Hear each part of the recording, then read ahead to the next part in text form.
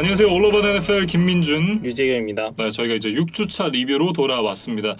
벌써 6주차가 끝났어요. 시간이 진짜 말도 안 되게 너무 빨리 갑니다.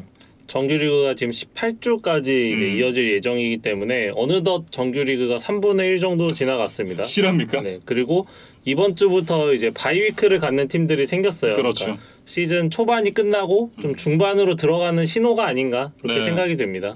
본격적으로 이제 이 순위 싸움이 점점 더 치열해지게 될 텐데 일단 이제 첫 번째 경기였던 Thursday Night Football 경기 템파베이 버커니어스와 필라델피아 이글스 경기부터 살펴보도록 하겠습니다. 스코어는 28대22 템파베이 버커니어스가 근소하게 원포제션으로 승리를 가져갔는데 경기 내용만 봤을 때는 이것보다는 좀 차이가 많이 났던 경기였습니다.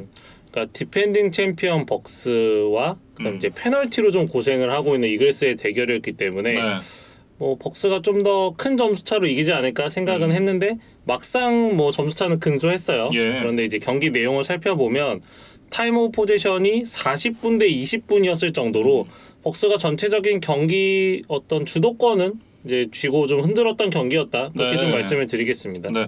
뭐 어쨌든 벅스와 이글스 한 팀씩 좀 뜯어서 보도록 하겠습니다. 먼저 템파베이를 좀 살펴보면 일단 뭐 브레이디가 이번 주에도 좋은 모습을 이어갔습니다. 그러니까 개막전에 2개 인터셉션이 있었고 그 후에 4경기 동안 인터셉션이 없었거든요. 근데 이번 경기 하나 나오기는 했지만 뭐 전체적인 경기에 어떤 지장을 줄 정도는 아니었다.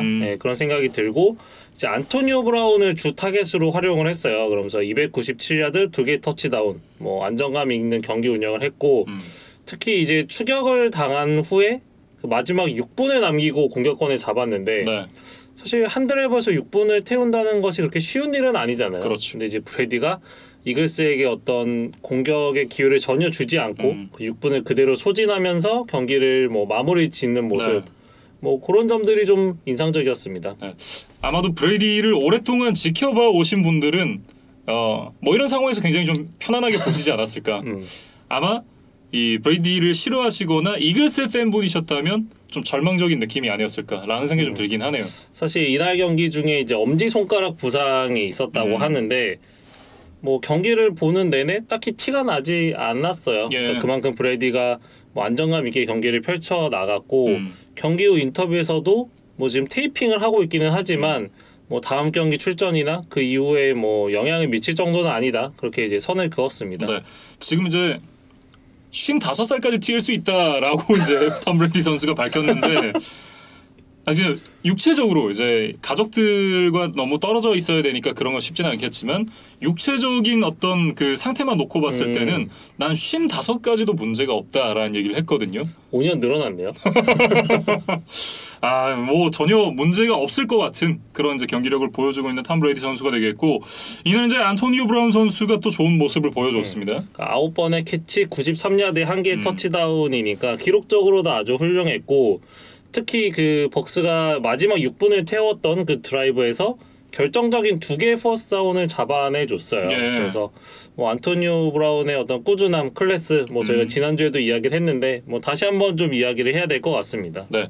그리고 이제 이날 리처 셔먼 선수가 중간에 부상을 당했는데 리처 셔먼 선수가 사실 이 세컨더리에 부상이 워낙 많았기 때문에 응급 수혈을 하려고 데려온 선수잖아요. 그랬는데 부상으로 이탈을 했습니다. 그것도 이제 1쿼터에 햄스트링 부상을 당하면서 뭐 경기장을 빠져나갔어요. 그러니까 물론 뭐 카트에 실려 나가는 정도까지는 아니었고 뭐 스스로 그 라커룸으로 걸어가기는 했지만 이 햄스트링 부상이라는 게 워낙 재발도 잘 되고 또 뭔가 이제 효과적인 약을 뭐 먹어서 금방 낫고 뭐 이런 이제 부상이 아니다 보니까 이 리차드 셔먼이 지금 적지 않은 나이에 조금 더 고생을 할 것 같다. 그래서 벅스가 지금 뭐 정규리그는 5승 1패로 뭐 지구 우승에는 큰 문제가 없어 보이지만 결국 브레이디가 하나의 반지를 더 얻기 위해서는 이 세컨더리진의 줄 부상에 대한 좀 해결책이 필요하다. 벅스는 좀 그런 고민을 좀 안고 있을 것 같습니다. 그리고 리처 셔먼 선수 개인적으로도 봤을 때 올 시즌 이제 이 가정폭력 관련된 문제 때문에 어떤 팀과도 계약을 맺지 못했었고 그러면서 이제 시즌 중반에 합류를 하게 됐잖아요. 그 기간 동안 물론 개인 운동을 안 하진 않았겠습니다만 팀 훈련과 개인 훈련은 엄연히 또 차이가 있잖아요.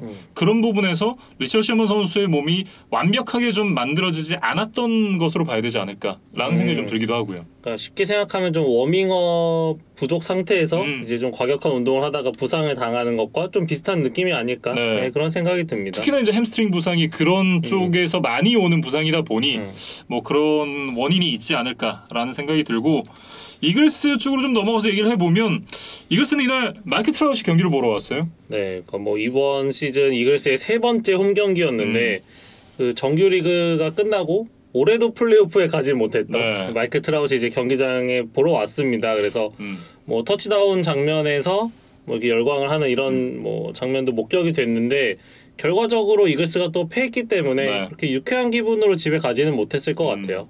어쨌든 확실한 건 야구장에 있을 때보다 풋볼 경기장에 있을 때 훨씬 더 행복해 보이는 것 같아요. 네. 뭐 이번 시즌은 또 부상으로 본인도 고생을 했기 때문에 그렇죠. 좀 모처럼 좀 기분 전환을 위해 이날 이제 풋볼 경기장을 찾은 것으로 보입니다. 근데 네. 전체적으로 전체적으로 이글스 팬들의 분위기는 그렇게 좋지는 않았어요. 그렇죠. 특히 이제 전반에 7대 21로 이제 크게 뒤진 채 마무리를 했거든요. 그때 이제 라커룸에 들어가는 이글스 선수들을 향해서 관중들이 야유를 퍼부을 정도로 지금 이번 시즌 이글스의 행보에 대해서 좀 팬들의 점수는 그렇게 높지 않다. 네. 그렇게 좀 냉정하게 이야기를 하겠습니다. 그렇습니다. 일단 뭐 제일런 허츠 선수의 경기력을 좀 얘기를 해봐야 될 것 같은데 참 이글스 팬분들은 속이 많이 타실 것 같아요. 조금 애매하죠. 예. 그러니까 물론 스크램블링 능력도 있고 뭐 패싱 능력이 아예 없는 것도 아니기는 하지만 뭔가 지금 어려운 팀의 상황을 혼자 나서서 이렇게 역전을 시켜줄 만한 또 어떤 깜냥을 가진 선수는 아닌 것 같기도 해요. 그렇죠. 그래서 이날도 2개 러싱 터치다운을 기록하면서 이제 뒤늦은 추격을 했던 것은 좋았는데 이날 그 벅스의 세컨더리진이 줄부상을 당했고 이제 앞서 얘기했던 리차드 셔먼까지 빠졌다는 점을 감안하면 조금 더 패싱 게임에서 자신의 능력을 좀 보여줄 수 있는 여건은 됐었거든요. 예. 근데 지금 26번의 패스에 12번 성공. 그러니까 50%가 되질 않고 115야드, 하나의 터치다운, 하나의 인터셉션이니까 사실 패싱 게임에서 그렇게 만족스러운 점수를 주기는 어렵습니다. 예. 그리고 이제 이날 이 스킬 플레이어진에서 이 경기를 끝으로 떠난 선수가 한 명 있죠.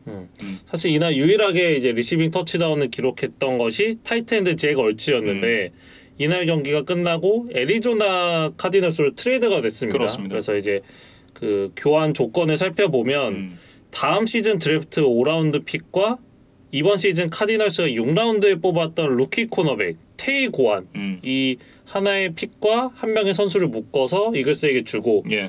이글스가 이제 잭 얼츠를 애리조나로 보내는 조건의 트레이드가 성사가 됐습니다. 그렇습니다. 카디널스 같은 경우에는 지금 맥스 윌리엄스 선수가 부상을 당했고 또 시즌 아웃이 됐기 때문에 잭 얼츠 선수를 영입을 하면서 타이트엔드 자리를 좀 보강을 한 느낌이고 어쨌든 이제 이글스도 이 세컨더리가 필요했던 상황이었잖아요. 그러다 보니까 이 니즈에 좀 잘 맞는 트레이드였다. 라는 생각이 들고 어떻게 보면 지금 또 냉정하게 잭 얼츠 선수가 부상 이후에 또 이 폼을 회복을 하지 못하면서 주전 자리에서도 밀려 있었던 상황이었잖아요. 그런 상황을 고려를 해봤을 때 이건 선수 본인에게도 어떻게 보면 이제 새로운 팀에서 좀 리프레시할 수 있는 그런 좋은 기회가 아닌가라는 생각이 또 들고요. 그리고 이제 이번 시즌을 끝으로 이글스와 계약이 만료가 되는데 잭 얼츠가 이제 냉정하게 현재 가치보다는 이제 고액 연봉을 받고 있기 때문에 그것도 맞죠. 이글스 입장에서는 좀 캡스페이스 상황에 여유를 둔다는 뭐 그런 장점도 있는 이제 트레이드라고 봐야 될 것 같고 예. 애리조나는 지금 워낙 기세가 좋고 이제 뭐 내친 김에 뭐 슈퍼볼이나 그 이상을 좀 바라볼 수도 있겠다는 분위기이기 때문에 예. 뭐 조금 비효율적이더라도 조금 이제 돈을 써서라도 지금 당장 잭 얼츠를 좀 이렇게 자신들의 로스터에 추가를 한 것으로 보입니다. 지금 이건 카디널스로도 나쁘지 않은 게 잭 얼츠 선수를 데려와서 빈 공간을 메웠지만 말씀해 주셨던 대로 올 시즌 끝나고 FA가 되기 때문에 뭐 여차하면 시즌 끝나고 내보내면 되거든요. 그러니까 지금 자녀 연봉 550만 달러 정도만 부담을 하면 되기 때문에 또 그렇게 아주 큰 금액은 아니라고 예. 봐야겠어요. 뭐 어쨌든 이렇게 이제 잭 얼츠 선수가 팀을 옮기게 됐습니다. 참 이글스 팬분들로서는 물론 이제 어떻게 보면 시즌 끝나고 이제 FA가 되고 그리고 냉정하게 폼이 떨어져 있어서 지금 댈러스 고드트 선수에게 주전 자리를 밀려 있는 상황이기 때문에 정말 이 머리로는 이해가 되는 트레이드지만 가슴으로는 좀 많이 서글펐을 것 같아요. 그러니까 2013년 드래프트 2라운드 전체 35번으로 이글스에서 데뷔를 했던 선수고 네.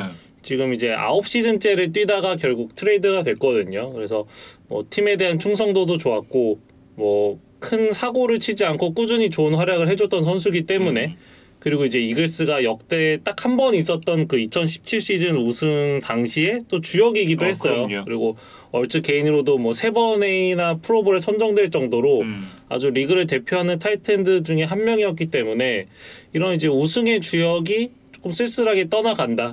뭐 얼츠 개인이나 이글스 팬들에게는 조금 아쉬운 뭐 뉴스였다. 그렇게 좀 말씀을 드리겠습니다. 네.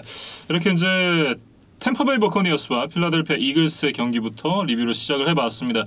그리고 이제 다음 살펴볼 경기는 런던 경기입니다. 마이애미 돌핀스와 잭슨빌 제규어스의 경기였는데 23대 20으로 잭슨빌이 승리를 가져가면서 잭슨빌이 시즌 첫 승을 거뒀고 그리고 트레버 로렌스 선수도 데뷔 첫 번째 승리를 가져갔습니다. 그리고 좀 얄밉긴 하지만 어반마이어도 첫 승을 거뒀어요. 이 경기는 뭐 런던 경기여서 관심을 많이 모았던 경기이기도 하지만 이 경기의 주전 쿼터백들이 그 1년차 트루 프레시맨으로서의 우승을 만들어냈었던 트레버 로렌스와 그때 당시 이제 알라바마를 이끌고 또 내셔널 챔피언십까지 올라왔었던 투아 텅거바일러 선수의 2018 시즌 NCAA 내셔널 챔피언십 경기의 어떤 리매치 성격의 경기이기도 했었거든요. 사실 당시에는 로렌스가 몸담고 있던 클램슨이 그 투아의 엘러베이마에게 44대 16이라는 대승을 거두면서 이제 로렌스가 말씀해주신 대로 1년 차에 그 대학 무대 최강자로 올라섰었죠. 근데 이제 프로에서는 두 선수가 이제 처음으로 만나게 됐는데 이번에도 로렌스가 웃게 됐다. 그렇게 좀 얘기를 하겠습니다. 네. 일단 잭슨빌이 지난주에 그런 얘기 해주셨었잖아요. 예. 20연패를 기록을 하고 있고 이게 어디까지 이어질지도 한번 지켜봐야 될 것 같다라고 이제 말씀을 해주셨었는데 일단 여기서 20연패를 끊어냈습니다. 그래서 이제 로렌스의 경기력부터 좀 이야기를 해보면 물론 뭐 펌블 턴오버가 하나 있기는 했습니다. 그럼에도 불구하고 이제 319야드에 한 개 터치다운을 던져줬고 특히 마지막 드라이브에서의 모습이 좀 인상적이었어요. 당시에 이제 페널티 그리고 이제 색을 당하면서 서드 앤 20까지 밀려났거든요. 네. 그러면 보통 이 컨버전을 해내기가 굉장히 어려운 상황에 몰려 있었는데 여기서 라비스카 쉐너에게 2번의 패스를 연달아 성공시키면서 단숨에 필드골 레인지까지 갔거든요. 그래서 커리어 첫 번째 이제 게임 위닝 드라이브를 만들어냈다는 점 이거 자체에 대해서 좀 로렌스에게 칭찬을 해주고 싶었습니다. 네. 그런 얘기 했었잖아요. 한 2주 전인가 3주 전인가 이 로렌스 선수가 지금 부진한 건 맞는데 리그에 점점 적응을 해나가고 있는 모습도 보인다라는 말씀을 드렸는데 점점 더 좀 발전하는 모습을 보여주고 있는 것 같고요. 그러니까 이날도 이제 DJ 샤크가 없었는데 그래도 마빈 존스나 제임스 로빈슨 같은 선수를 좀 활용하면서 나름 이제 활로를 개척을 했다는 데 좀 의의를 둬야 될 것 같아요. 그리고 이날은 어쨌든 끝내기 필드골로 끝난 경기였으니까 키커 얘기를 안 할 수가 없겠습니다. 특히나 이제 바나나킥 얘기를 안 할 수가 없을 것 같은데요. 그 잭슨빌의 키커가 지금 매튜 라이트인데 뭐 바나나킥 얘기를 하기 전에 한 가지만 말씀을 드리면 잭슨빌 소속의 키커가 NFL 정규리그에서 필드골을 성공시킨 게 295일 전이었다 그래요? 이게 사실 뭐 필드골이라는 게 뭐 보통 한 경기에 뭐 두세 개도 좀 쉽게 나오는 기록인데 특히나 이렇게 잭슨빌처럼 강팀이 아닌 약팀에게서는 오히려 터치다운보다 훨씬 더 볼 기회가 많은 것이 필드골이잖아요. 뭐 이것도 좀 이색적인 기록이었습니다. 이제 물론 그 오프 시즌의 기간이 대부분 포함된 숫자기는 하지만 뭐 그럼에도 좀 놀라웠고 이날 이제 라이트의 기록을 보면 3개의 필드골과 엑스트라 포인트 2개를 모두 성공을 시켰는데 특히 그 4쿼터 후반에 나왔던 54야드 필드골 이거에 대해서 좀 이야기를 하고 싶으셨던 것 같아요. 이게 정말 처음에는 이제 안 들어갈 것처럼 보이다가 마지막에 이렇게 확 휘어서 들어가는 게 그 예전에 그 오락실 가면 그 특수 기술이 나오는 축구가 있어요. 테크모 월드컵이라는 축구 게임인데 그 게임에서 이제 브라질 팀이 갖고 네. 있는 게 바나나킥이잖아요. 마치 그렇게 들어가더라고요. 뭐 저는 그런 생각이 들었어요. 그 예전에 마이클 조던과 그 벅스바니가 함께하는 그 농구 영화 있잖아요. 아 이번에 그 저 르브론이 네. 리뉴얼하는 그 영화 네. 말씀하시는 네. 거죠? 그 영화에 보면 이제 마이클 조던이 골프를 치는 장면이 스페이스 있는데, 잼. 네, 네. 스페이스 잼. 근데 거기서 그 벅스바니가 그 땅에 숨어가지고 이렇게 자석으로 그 공을 끌어가지고 그 골대 안에 넣어주는 그런 장면이 있었어요. 그러니까 누군가 뭔가 외부적인 요인이 작용한 것처럼 네. 그렇게 놀랍게도 안쪽으로 밀려 들어갔다. 그래서 그게 굉장히 좀 신기한 그런 광경이었습니다. 네. 이 바나나킥 이후에 이제 53야드짜리 끝내기 필드골을 성공을 시키면서 또 영웅으로 등극을 했었던 매튜 라이트 선수였습니다. 사실 50야드대 필드골을 이렇게 계속해서 성공을 시키는 게 쉬운 일만은 아니거든요. 특히 4쿼터에 2개를 몰아넣었다는 점, 이거 굉장히 인상적이고, 이제 조슈 램보가 워낙 좀 성적이 안 좋았기 때문에 이 매튜 라이트의 좀 선전이 더욱더 좀 값어치가 올라가는 것 같습니다. 예. 그래서 이런 얘기를 드리고 싶어요. 그러니까 팀의 분위기는 결국 승리를 하면서 좋아진다. 네, 그래서 뭐 어반마이어의 어떤 리더십 논란 때문에 그리고 네. 또 오프필드 이슈 때문에 좀 뒤숭숭한 시즌 초반을 보냈던 잭슨빌인데 어쨌든 첫 승을 했으니까 이제 좀 반전이 있지 않을까 기대를 해보고, 일단 다음 주에 바이위크를 가지고 예. 그 다음 주에는 아마도 러셀 윌슨이 나오지 못할 것으로 보이는 시애틀을 만나요. 그래서 뭐 나름 좋은 연승 기회다, 이렇게 좀 말씀을 드리겠습니다. 네, 마이애미 얘기로 좀 넘어가 보도록 하겠습니다. 일단 마이애미는 주전 쿼터백 투어 탕거발러 선수가 복귀를 했습니다. 그러면서 이제 브리셋에게서 다시 이제 주전 자리를 되찾아왔는데 뭐라고 해야 될까요? 주전 쿼터백이 돌아왔다고는 하지만 경기력이 썩 그렇게 좋아졌다라는 느낌은 아니었습니다. 그러니까 예를 들어서 시애틀이 지노 스미스에서 러셀 윌슨으로 바뀌면 우리가 어떤 기대감을 갖게 되잖아요. 그렇죠. 그리고 실제 경기력도 더 좋아질 가능성이 높고, 근데 브리셋에서 투아 업그레이드가 안 됐다고 하기는 그렇지만 조금 애매하죠. 네, 그래서 그렇죠. 실제 네. 이날도 좀 그랬고, 그러니까 업그레이드가 맞는 것 같긴 한데 업그레이드보다는 업그레이드에 가까운 느낌. 네. 뭐 갓기도 같은 뭐 그렇죠. 그런 느낌인데 결국에는 이제 마이애미가 잭슨빌의 첫승 제물이 되고 말았습니다. 그리고 지금 마이애미 입장에서는 개막전 승리 후에 지금 5연패예요. 그래서 날개 없는 추락을 좀 하고 있습니다. 네. 뭐 어쨌든 4쿼터 막판에 이 퍼스트 다운 컨버전을 실패를 했던 것이 좀 결정적인 포인트였던 것 같은데요. 당시 이제 포스 앤 원 상황이었는데 말콤 브라운에게 러싱 공격을 시도를 했어요. 근데 브라운이 이 1야드를 전진해 주질 못하면서 곧바로 이제 미드필드였으니까 네. 이제 유리한 필드 포지션에 내줬고, 그게 결국 잭슨빌의 끝내기 필드골 드라이브로 이어졌거든요. 그래서 분명히 애매하긴 했습니다. 여기서 이제 펀트를 시도하기에도 너무 아까운 상황이었기 때문에 네. 어떤 의사결정의 문제라기보다 이걸 좀 제대로 실행해내지 못한 뭐 선수단의 좀 문제라고 봐야겠죠. 예. 뭐 어쨌든 그러면서 이제 결정적인 이 모멘텀을 넘겨주고 말았던 돌핀스였고, 그리고 이날 이제 바이런 존스와 함께 이 제이비언 하워드 선수가 부상으로 빠지면서 세컨더리 쪽의 공백이 좀 커 보였습니다. 사실 브라이언 플로레스 감독의 수비의 원천은 이 세컨더리 쪽에서 시작을 하는 거였거든요. 그래서 이 제이비언 하워드에 또 거액을 주고 영입했던 바이런 존스, 뭐 이런 선수들이 좀 핵심적인 역할을 했었는데 이 두 선수가 모두 빠지다 보니까 뭐 돌핀스 수비도 좀 재기능을 하기 어려웠던 것 같아요. 예. 이날 이제 구단주 이 스티브 로스가 경기장을 찾았고 망원경으로 이제 경기를 보고 있는 장면이 잡혔었는데 굉장히 좀 재밌는 얘기들이 많았어요. 그러니까 일부 팬들이 그 장면을 캡처를 해서 구단주가 지금 방출할 만한 선수 혹은 코칭 스태프들을 이게 망원경으로 지금 지켜보고 있다. 뭐 이런 일종의 밈으로 활용을 예. 좀 하더라고요. 그래서 그만큼 좀 돌핀스의 이번 시즌 행보가 좀 실망스럽다는 반증이 아니겠느냐. 뭐 그런 생각이 들고, 예. 그 시청자분 중에 이제 한 분이 지적을 해주셨는데 돌핀스가 이번 시즌 그 런던 경기를 치른 4팀 중에서 유일하게 그 런던 경기 직후에 바이위크를 갖질 않습니다. 예. 근데 이게 어떤 사무국의 결정이라기보다 돌핀스가 먼저 요청을 했었던 사항이라 그래요.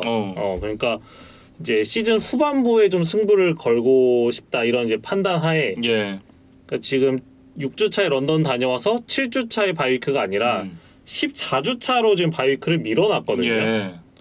그러니까 아마도 이번 시즌 전에 시즌 초반 뭐 스케줄 나쁘지 않고 우린 좀 잘 로스터가 갖춰져 있으니 파이크가 필요 없을 것 같다. 이제 후반에 좀 체력이 떨어졌을 때 한 주 쉬고 승부를 걸겠다 이런 네. 작전이었던 것 같아요. 근데 지금 결과적으로 보면 지금 승부 걸기 전에 그렇죠. 이미 뭐 시즌이 터져 있을 가능성이 높게 되었습니다. 그러니까 당장 지금 빨리 다음 주에 한 주 쉬면서 좀 회복을 하고 그 다음 주부터 좀 리스타트 버튼을 눌러야 되는데 그러질 못하고 지금 미국으로 돌아가서 연전을 계속해야 되는 상황이기 때문에 돌핀스는 이런 면에서도 좀 어떤 시즌 구상과는 지금 많이 꼬여가고 있다. 네, 그렇게 좀 말씀을 드리겠습니다. 결국 이제 바이위크를 바꾸는 것이 일종의 좀 자충수가 된 이 돌핀스인데 지금 5연패거든요. 이 연패 상황 속에서 또 먼 런던 원정을 다녀온 이후에 다음 주에 어떤 경기력을 보여줄지 한번 지켜봐야 될 것 같습니다.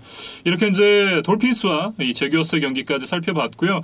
다음은 라스베이거스 레이더스와 덴버 브론코스의 경기로 이어가 보도록 하겠습니다. 이 경기 34대 24 라스베이거스 레이더스가 승리를 가져갔습니다. 존 그루덴 감독이 이 사임을 표명한 이후에 이 레이더스가 치르는 첫 경기였는데 사실 뭐 상대가 덴버였다라고는 하지만 덴버 역시 이 지구 라이벌이고 지금 팀 내 분위기가 좀 어수선한 상황에서 일단은 첫 경기를 잘 치렀다라고 얘기를 해야 될 것 같아요. 그리고 또 원정 경기였기 때문에 특히 경기 초반 분위기가 좀 중요해 보였어요. 그런데 햄리 럭스가 이제 뒷볼을 잡아주면서 먼저 선취점을 따낸 것 이것이 좀 결정적이었고 물론 다음 드라이버에서 이제 곧바로 동점을 허용하기는 했지만 그 이후에 이제 레이더스가 꾸준히 점수를 쌓아 나갔거든요. 그러다 보니까 이제 3쿼터 끝났을 때는 31대 10 이제 3포지션 차이로 벌어졌고 4쿼터는 물론 뭐 덴버가 추격을 하긴 했지만 사실상 가비지 타임이었다 이렇게 보셔도 무방할 것 같습니다. 예, 뭐 전반적으로 이제 타임 오브 포제션에서는 좀 밀렸습니다만 결국은 이 턴오버 싸움에서 앞서가면서 경기를 크게 이 끌고 나갈 수 있었던 라스베이거스 레이더스였어요. 4대 0이니까 뭐 이 정도의 턴오버 싸움에서 이긴다면 뭐 경기의 승리는 이제 자연스럽게 따라오는 거겠죠. 그렇죠. 예, 그래서 뭐 4개의 턴오버 모두 중요한 순간들이 나왔지만 특히 그 3쿼터 3분여를 남기고 나왔던 그 솔로몬 토마스의 펌블 유도가 굉장히 좋았어요. 그러니까 브리지워터가 공을 들고 스크램블링을 시도하는 과정이었는데 토마스가 아주 지능적으로 공을 이제 펀치로 딱 쳐내면서 그 공을 이제 리커버리를 했거든요. 그러면서 상대 진영에서 공격권을 잡을 수 있었고 그거를 결국 조시 제이콥스의 터치다운까지 연결을 하면서 3포지션까지 벌렸던 거. 이게 이제 라스베가스의 승리를 좀 확정하는 어떤 최종 마침표가 아니었나 싶습니다. 그리고 이제 이날 데리카 선수도 턴오버 하나도 없이 341야드 2개 터치다운을 만들면서 자신의 역할을 잘 해줬고 특히나 이날 이제 빅플레이를 여러 번을 만들어내면서 팀의 승리를 견인을 했습니다. 30야드 이상을 전진했던 플레이가 무려 4번이나 있었으니까 어떤 데리카와 레이더스가 시즌 초반에 보여주던 그 화력으로 좀 돌아간 것 같은 그런 하루였어요. 그리고 이날 이제 헨리럭 선수가 또 좋은 모습을 보여줬는데 어떻게 보면 이 캔자스시티 칩스의 타이르 킬이 있다면 이제 레이더스에는 이 헨리럭스가 있다라고 얘기를 해도 괜찮을 것 같아요. 그러니까 여전히 기복이 심하기는 하지만 터지는 날의 빈도가 조금씩 늘어나고 있습니다. 그래서 이제는 우리가 헨리럭스를 좀 무시하기는 어렵다. 상대 팀들도 분명히 견제가 필요한 상황이고 이날은 역시 캐년 드레이크 얘기를 좀 해야 될 것 같아요. 그러니까 특히 레이더스 이적 후에 앞선 경기들에서 이렇다 할 존재감이 없었던 캐년 드레이크. 그래서 뭐 컨디션이 안 좋은 건지 팀과 좀 궁합이 안 맞는지 모르겠다 이런 얘기를 저희가 한번 드렸던 것 같은데 우연히도 이 존 그루덴 감독이 사라지자마자 드레이크가 살아났습니다. 그래서 이날 73 스크리미지 야드에 2개 터치다운을 기록을 해줬어요. 그래서 드레이크에게 공이 가는 빈도도 높아졌고 드레이크도 그에 부응하는 아주 좋은 경기력을 보여줬거든요. 그래서 현지에서 흘러나오는 루머에 의하면 드레이크의 이 FA 계약을 마이크 메이옥 단장이 좀 주도를 했다 그래요. 그러니까 물론 팀의 이제 로스터를 구성하고 선수를 영입하는 것은 1차적으로 단장의 권한이고 책임이기는 하지만 사실 이건 현장과의 어떤 커뮤니케이션 뭐 어느 정도의 서로 합의와 동의 하에 단장이 추진을 해야 그 선수가 와서 감독에게 배우고 그다음에 쓰임새를 받고 이럴 수 있는 거잖아요. 근데 아마도 높은 가능성으로 이 드레이크의 영입에 대해서 존 그루덴이 그렇게 뭐 반가워하지 않았던 것 같아요. 그래서 드레이크에게 기회를 주지 않다 보니까 이 캐년 드레이크가 뭐 마이애미나 뭐 애리조나 시절의 모습을 보여주는데 좀 어려웠다. 네. 근데 이제 존 그루덴이 사라졌기 때문에 이 드레이크도 충분한 기회를 좀 보장받을 수 있지 않을까 그런 생각이 듭니다. 네. 이게 이제 현장과 어떤 이 프런트 간의 교감이 굉장히 중요하다라는 것을 참 여러 스포츠를 통해서 볼 수 있는데 올 시즌 이제 샌프란시스코 자이언츠가 그런 모습을 굉장히 많이 보여줬거든요.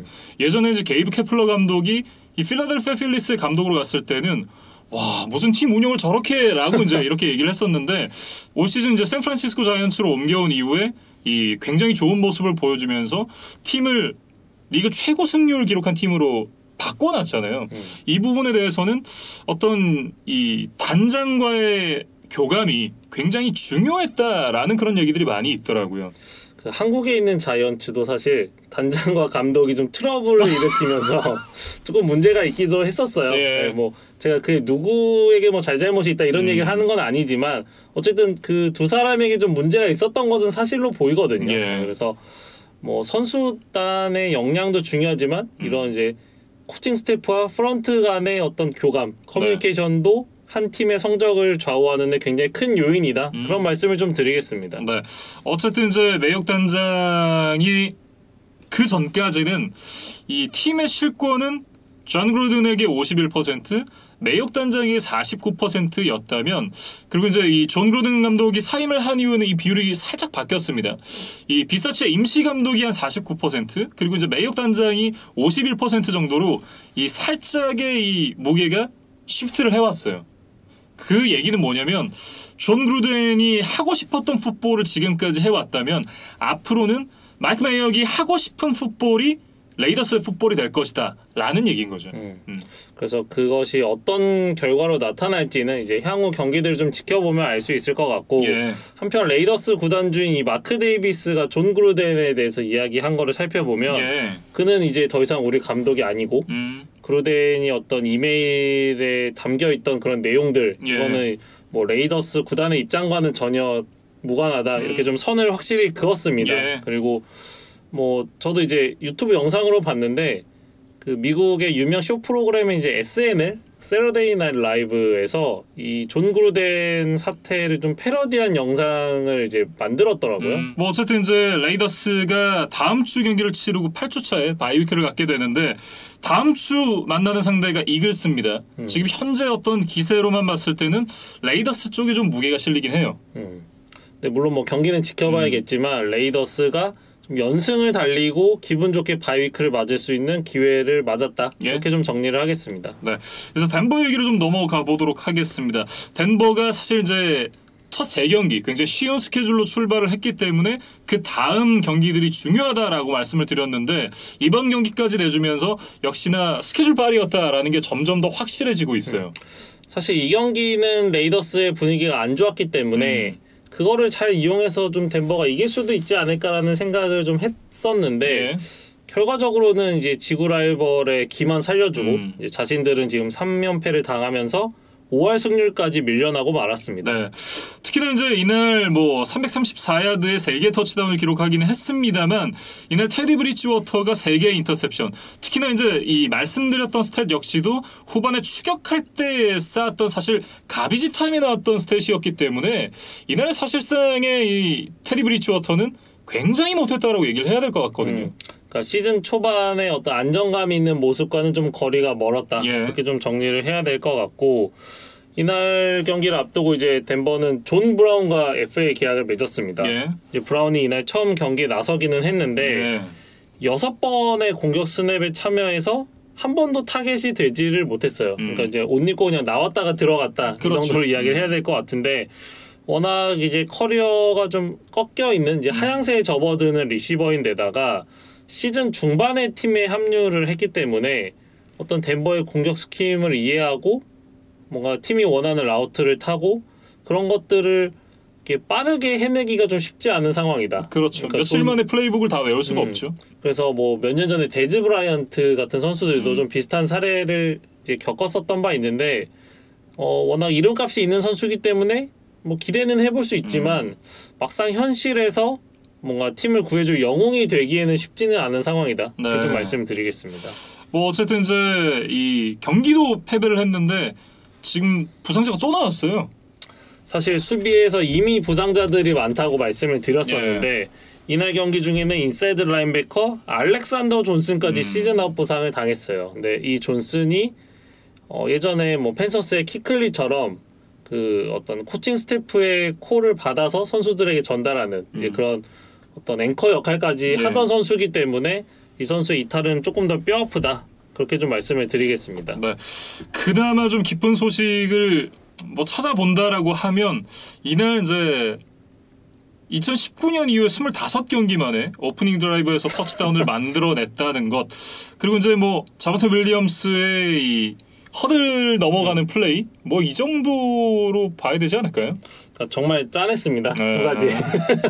근데 뭐 팀의 승리가 동반되지 않는다면 좀 크게 의미가 없는 장면들이었죠. 그렇죠. 네. 그리고 지금 덴버는 짧은 휴식 후에 또 이제 Thursday Night Football에 나서야 되는데 상대가 마찬가지로 지금 연패에 빠져 있는 브라운스예요. 그래서 두 팀 중에 한 팀은 분위기 반전에 성공하겠지만 이 경기마저 지는 팀은 더 나락으로 빠질 것이다. 이렇게 좀 말씀을 드리겠습니다. 네, 이렇게 이제 라스베이거스 레이더스와 덴버 브론코스의 경기까지 살펴봤습니다. 다음은 이제 애리조나 카디널스와 클리블랜드 브라운스의 경기로 이어가겠습니다. 37대14 이날 애리조나가 승리를 가져가면서 시즌 시작과 동시에 6연승을 달리고 있습니다. 이 기세가 어디까지 이어질지 정말 궁금해요.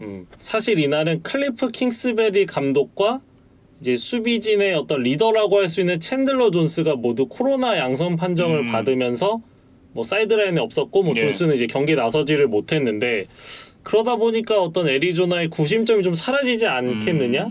그런 좀 걱정을 했었어요. 그런데 뭐 그것이 좀 기우였다고 해야겠죠. 뭐 애리조나가 전혀 어떤 타격을 받지 않고 강호 브라운스를 상대로 완승을 거뒀습니다. 네. 특히나 이날은 이제 이 쿼터백끼리의 맞대결도 굉장히 좀 관심이 많이 갔는데 17년도 하이즈먼 위너 베이커 메이필드 그리고 2018년 하이즈먼 위너 카일러 머리 간의 쿼터백 맞대결이기도 했거든요. 그러니까 이 두 선수가 하이즈먼 트로피를 받았다는 이력 외에도 몇 가지 공통점이 더 있더라고요. 그래서 그거에 대해서 좀 찾아왔는데 머리 같은 경우에 텍사스 A&M에서 뛰다가 오클라호마로 전학을 갔고 베이커 메이필드는 텍사스 텍에서 뛰다가 오클라호마로 전학을 갔고 그러니까 요 이력이 좀 비슷해요. 그리고 오클라호마에서 이제 주목을 받았던 선수들이기도 하고 그다음에 두 선수 모두 한 해 걸러서 NFL 드래프트 전체 1번 픽 출신이라는 점. 그렇죠. 그런 뭐 지금까지 좀 걸어온 길이 좀 비슷하다. 그러니까 플레이 스타일은 다르지만 어떤 커리어는 좀 비슷하다. 그리고 진짜 답이 없어 보였던 프랜차이즈에 와서 나름 이 팀을 이제 컨텐더 위치까지 끌어올리는데 역할을 많이 했던 선수들이다. 뭐 공헌도의 차이는 있을 수 있겠지만 그런 생각이 드는 뭐 그런 두 선수의 맞대결이었는데 19시즌 15주차 이어서 이번 경기에서도 카일러 머리가 승리를 거뒀습니다. 그리고 이제 전반적으로 지금 기세가 상승세에 있는 카디널스였고 지금 부상자가 워낙 많이 나오면서 좀 하락세에 빠져 있는 브라운스였기 때문에 그 분위기 차이가 또 어떻게 보면 경기 결과까지도 이어지지 않았나라는 생각이 들기도 하고요. 그래서 이 카일러 머리 이야기부터 좀 해보면 이날 턴오버 없이 229야드 4개 터치다운 패스를 성공시키면서 지난 경기 조금 침체된 모습에서 벗어나는 뭐 그런 활약을 해줬습니다. 근데 사실 오게티를 꼽자면 이 센터와의 호흡이 좀 맞질 않으면서 계속해서 그 스냅 과정에서 좀 문제가 있었어요. 그래서 사실 이날 그 기존의 주전 센터 로드니 허드슨이 IR 리스트에 올라가면서 원래 가드 포지션에서 주로 뛰던 맥스 가르시아라는 선수가 센터로 나섰거든요. 근데 이제 그러다 보니까 가르시아도 뭐 이 스냅을 해보는 것에 좀 익숙치 않았고 또 가르시아와 머리가 호흡을 맞춰본 적도 없었기 때문에 좀 문제가 생겼던 것 같아요. 그래서 머리가 이제 오디블을 하고 있는 과정에서 스냅을 해버려서 뭐 공이 펌블되는 장면도 있었고 그 밖에 뭔가 좀 뭐 가르시아의 구질이 좀 머리 손에 착 붙질 않았는지 이제 한 2차례 정도 더 미끄러지는 장면이 있었거든요. 그래서 총 3차례 정도 펌블이 있었는데 그래도 불행 중 다행인 것은 머리가 이것들을 다 리커버리 해내면서 어떤 큰 턴오버로 이어지지 않았다는 점. 뭐 이거는 좀 머리가 그래도 잘 막았다 이렇게 좀 이야기를 해야겠습니다. 네, 이는 이제 이 칼러 머리 선수의 활약이 돋보였던 하루였고, 그리고 이제 이 디안드레 홉킨스, AJ 그린, 크리스찬 커크가 209야드 4개 터치다운을 합작을 하면서 또 팀 승리에 공헌을 해줬습니다. 뭐 그 중에서 이제 커크와 홉킨스에 대한 이야기를 하고 싶은데 네. 크리스찬 커크 같은 경우는 그 앞서 이제 오디블 때 스냅 미스가 있었다 그랬잖아요. 그러면서 이제 서드 앤 19으로 몰린 상황에서 머리에 패스를 잡아서 터치다운으로 만들어줬던 점, 그게 이제 굉장히 결정적이었고, 예. 홉킨스의 어떤 터치다운 장면은 좀 한편의 예술이었다, 그렇게 좀 이야기를 해드려야 될 것 같습니다. 그래서 사실 그 홉킨스의 터치다운 드라이브는 그 앞서서 굉장히 혼란했어요.